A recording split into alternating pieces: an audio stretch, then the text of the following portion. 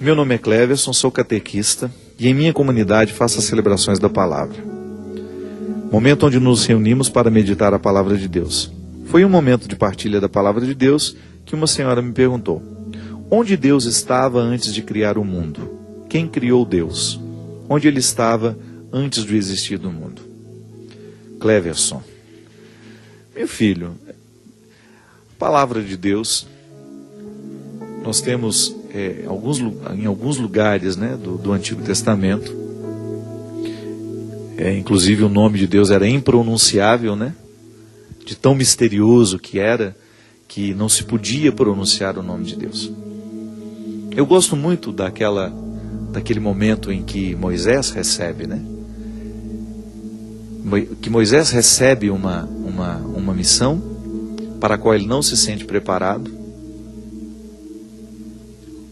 Moisés precisa articular dentro dele o despreparo, né? Quem é que está me mandando?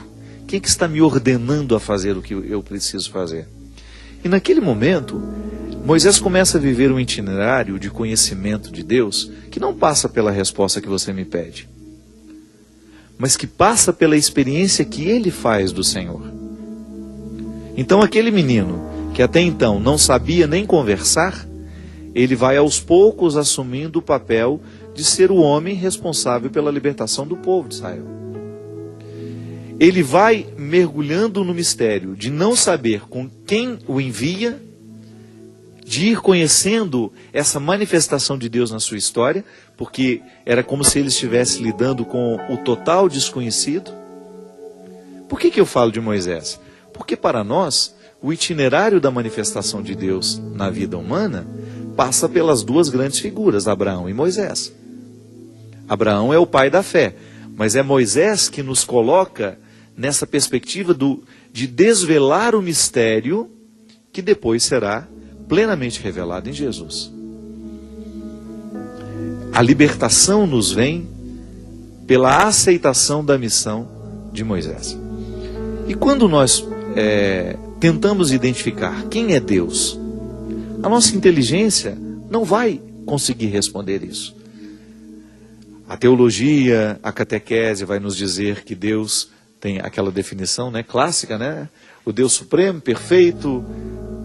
Mas essa resposta, ela é muito racional. Como é que nós respondemos aos curiosos, né? Quem é Deus? Onde ele estava antes de existir o mundo? Faz parte do mistério, faz parte da fé que nós professamos, porque nós já não estamos mais com a preocupação de responder essas perguntas que não nos levam a nada. Nós estamos na necessidade de responder ao nosso coração o que Deus significa para cada um de nós.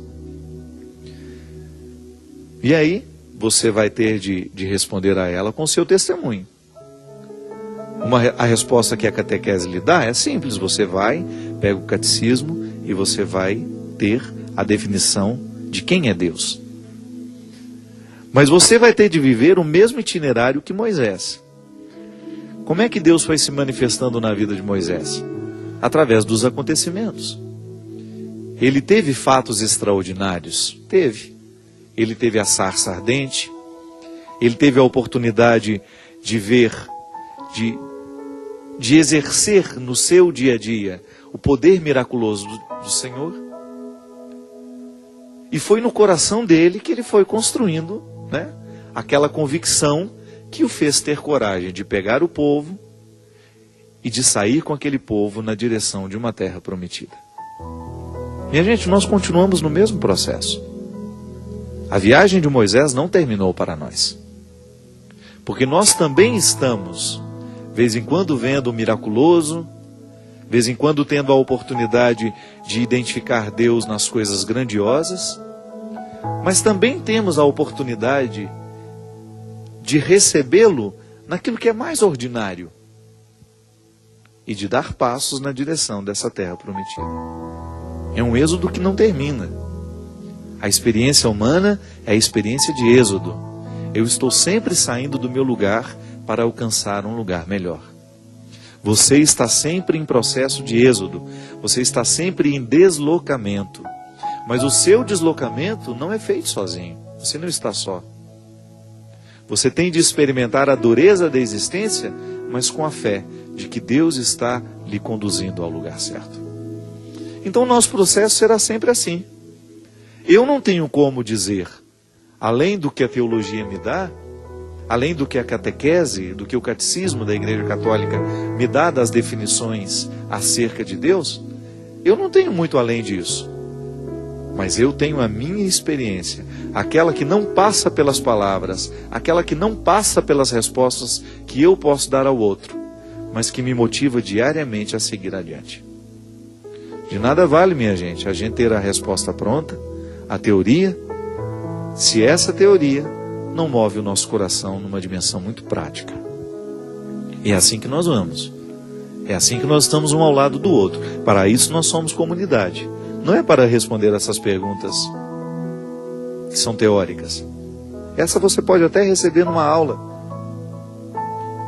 A pergunta que nós precisamos responder juntos é: para que estamos aqui? E como vamos chegar a essa terra prometida? E para isso somos amigos. Para segurar um na mão do outro quando alguém quiser desistir. Que Deus nos abençoe nesse processo.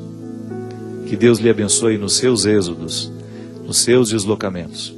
Que você não desista da terra prometida que lhe espera. Derrame sobre todos nós a bênção e a proteção do céu, do Deus Todo-Poderoso, Pai, Filho e Espírito Santo. Amém. Até a semana que vem, se Deus quiser.